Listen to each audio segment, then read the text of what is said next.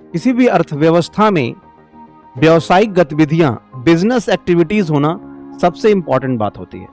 जिस अर्थव्यवस्था में जितनी बिजनेस एक्टिविटीज होती हैं, उस अर्थव्यवस्था में उत्पादन बहुत अच्छा रहता है, उस अर्थव्यवस्था के अंदर रोजगार सृजन की चांसेस बहुत बढ़िया रहते हैं। और क्या होता है बिजनेस एक्टिविटीज, इसको समझते हैं।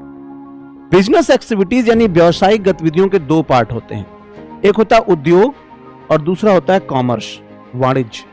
इंडस्ट्री और कॉमर्स में क्या डिफरेंस होता है आपको बताता हूं।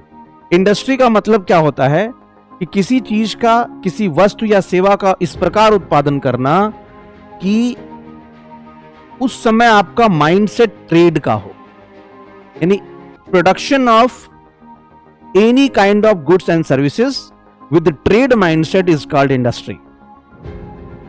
सपोज ये कपड़ा मैं अपने लिए पहनने के लिए सिल रहा हूं, इट इज नॉट इंडस्ट्री। लेकिन इसको बेचने के लिए अगर मैं सिल रहा हूं, इट इज इंडस्ट्री। किसी चीज का, जैसे स्वेटर है, अपने पहनने के लिए कोई स्वेटर बुन रहा है तो वो इंडस्ट्री नहीं है, लेकिन बेचने के लिए स्वेटर बुन रहा है वो उद्योग है। उद्योग का परिभाषा समझ में। कॉमर्स क्या है?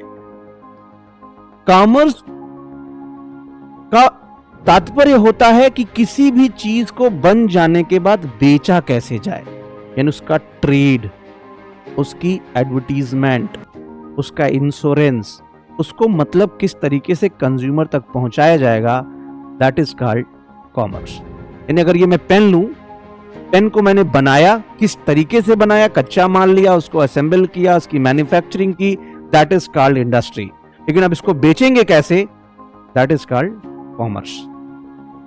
तो ये डिफरेंस है इंडस्ट्री और कॉमर्स में, और दोनों को आपस में मिलकर कहते हैं बिजनेस एक्टिविटीज।